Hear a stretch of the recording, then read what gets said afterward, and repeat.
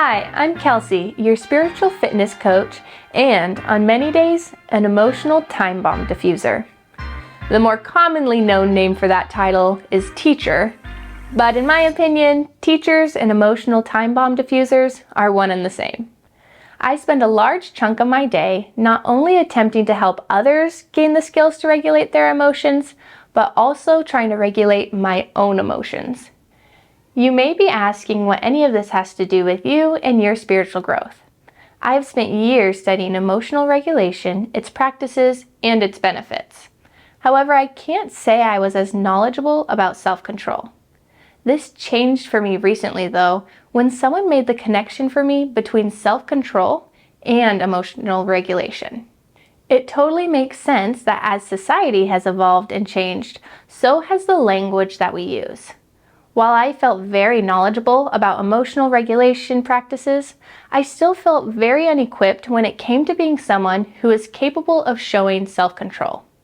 This new connection led me to search the scriptures again for what Jesus tells us about self-control with the mindset to seek strategies and practices that Jesus shows. The truths God shared were moving and humbling. And as I share them with you today, I pray you also feel more equipped and empowered to navigate the beautiful and challenging emotions God has designed us with. My relationship with the concept of self-control has been challenging. I knew it was hard, not very many people were good at it, and I thought that if I just tried hard enough, hopefully one day I would arrive at complete self-control and never do anything wrong again.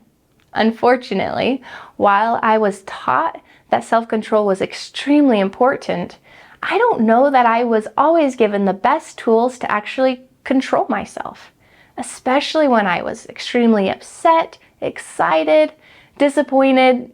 You get the idea. So I went searching to see what the Bible really said and to see what practices Jesus might have shown us through his life. Here's what I found. Often we think of our need for self-control only after we've lost control. However, when you look at the day-to-day practices of Jesus, such as spending time in prayer, studying God's word, fasting, learning and spending time in solitude with God, it makes so much sense to see how Jesus was so capable of pouring into others and being able to keep his focus on the goal as he was going through extremely challenging situations.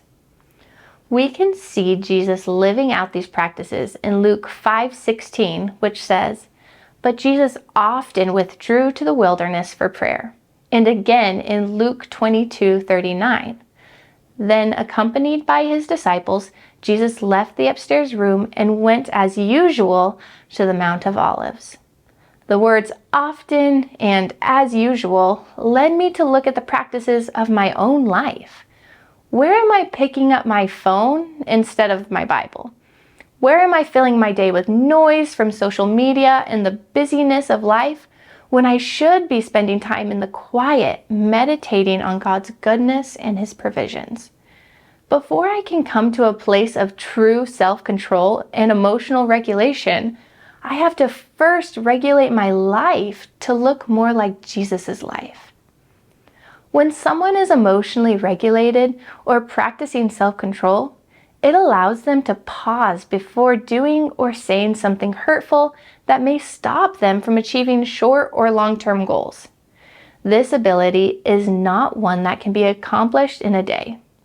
Jesus spent his whole life utilizing strategies, boundaries, and practices so that he could live truly free from this world.